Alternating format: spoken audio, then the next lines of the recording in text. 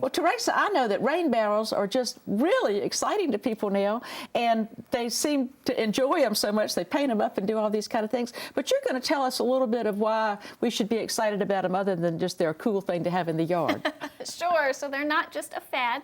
Rain barrels are a great way for homeowners to conserve water and protect downstream water quality because we're capturing what could be runoff, picking up pollutants on the landscape, and we're going to use that for any outdoor water need, but it is a non-potable source of water. So we can use it to water our potted plants, our garden, even wash the dog if you like. But not to mix a cocktail. And in order to kind of promote use of rain barrels, we've started an event called the Rain Barrel Art Review, and that's the photos that we're seeing right now. So the barrels are painted by school and community groups and then displayed at Kalmia Gardens of Coker College, where people get to vote for their favorite in each category. Wow. So we had over 100 people to cast their vote. Here you can see some of the kids painting in action. And then what will happen is the barrels will be returned to the school or community group for installation in a public location. So kind of continuing that circle and getting the word out there about the positive benefits of rainwater harvesting. And you know, anytime you have children working on something, they're so excited. You know they're going to go home and they're going to say, Mama, Mama, Daddy, Daddy, we need a rain barrel too. You are correct. I know there's a lot of spinoff that comes from involving kids, isn't there? We hope so, yes. And if you start young, those are typically things that people will carry with them for life. And we do have two of the barrels that are the winners, the winning school group and the winning community group, right here with us in person. They both happen to be from Hartsville. The winning school was North Hartsville Elementary, and then the winning community group was Hartsville Middle School Art Magnet. And so I think they did a fantastic job, and Tony is going to assist me or give me some direction in how we might see if we can compete with this artistic talent. Now, the barrels themselves had food-grade products in them, is that correct? That's right. We do generally you recommend... You want to be careful about where you get your barrel, is that correct? Yes, we don't want to do anything that might be harmful environmentally or to the plants that you're using the water for. And so these are homemade barrels. Of course, you can also, there are commercially available barrels. Talk just briefly about the components. Now, I have not installed it yet, but it's very important to put a screen over the inlet where the water will go in.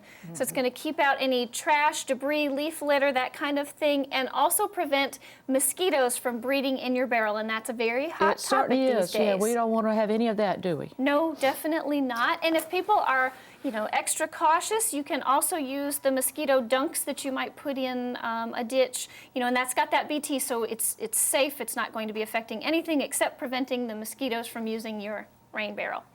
So that's the inlet. Also, you're, of course, going to need an outlet. So here we just have a conventional hose bib, or you might call it a spigot. You can get them fancy if you like. Sometimes we find if you turn them sideways, it might make it easier for, you know, for you to attach your hose, depending on if you have the barrel elevated. All right.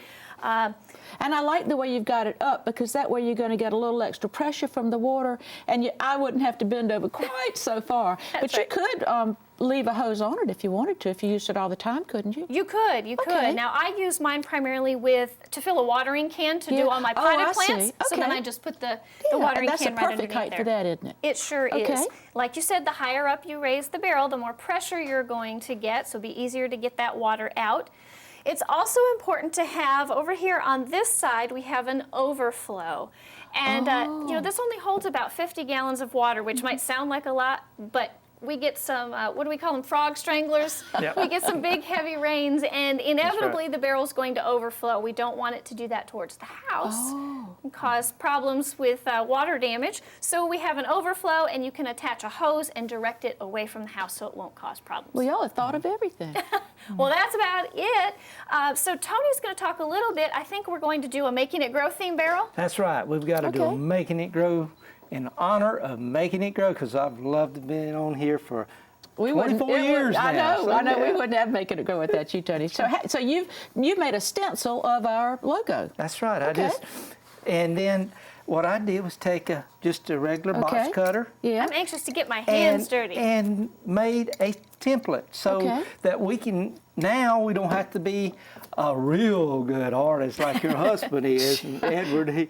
We can just tape these on, and let's tape it on and let's see how it works. Let's get going. We're gonna put it right here in the center. And we've got the back of the you primed your barrel. Primed the barrel, and it looks like I think it looks like a sky, nice it does. light It's real blue pretty. sky with a little bit of clouds floating. And so all we got to do is tape it on. Okay. And then we mixed up some paint. Our wonderful palette here that we have, it's a great, but all you've got to do, and I like to look at the original. Okay. So I'll just put the original down. Okay. Somewhere where I can see it, so I know. So if you're going to paint my picture, I have to lie down on the floor so you can look at me. You do. Okay. All Okay. right. So I just use it, just fill it in. Really simple. And for those of you who don't know, Tony designed and built his own house himself, and he thinks of things at night. He is quite the artist. And Teresa, tell me what you've got going on. Well, we wanted to add a little bit of accent, so Tony used a Japanese maple and did the same sort of thing, made a stencil, so we're going to try to kind of frame the logo to give it a little interest. I think that's going to be beautiful. Well, we'll have to check back in later and see how we do. I hope that we can meet the challenge. I have high expectations for my two budding artists, my Leonardos.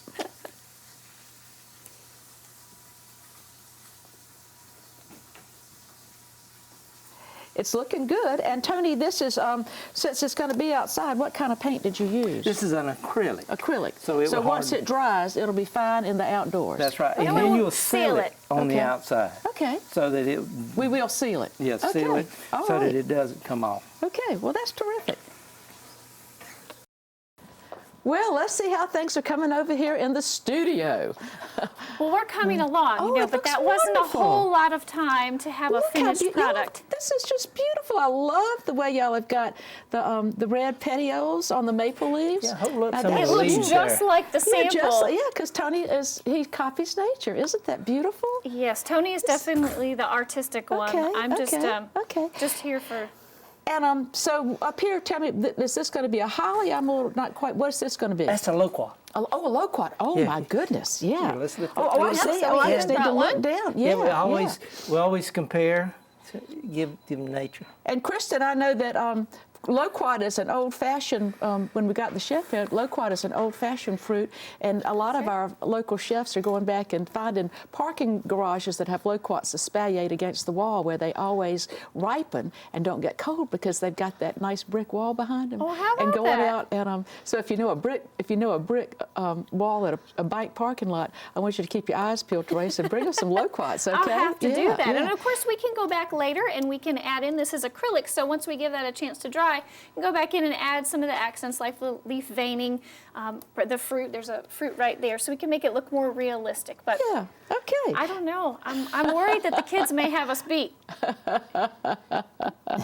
certainly offering options for homeowners who might think, oh, well, that plain black barrel would be ugly. Certainly the option is there if they'd like to paint it, or even create some sort of privacy screening with maybe some lattice work in a native vine, like our Carolina jessamine around it, to kind of blend it into the landscape. Or if somebody actually wanted to, they could look, if Tony was looking at a hedge or a privacy screen, he could almost reproduce this on the rain barrel, and it would probably just blend right in with the nearby shrubbery, don't you think? There are so many ways to go about it. One of the things we didn't say, Teresa, is when the rain comes whooshing off the roof and gets to that little channel, it comes down with such speed that it breaks the ground up. That's right. Isn't this a wonderful way to intercept that water and stop that runoff on the property? Yes, so lots of benefits, water quality, conservation, and even erosion All right. prevention. Well, thanks so much. That was really fun.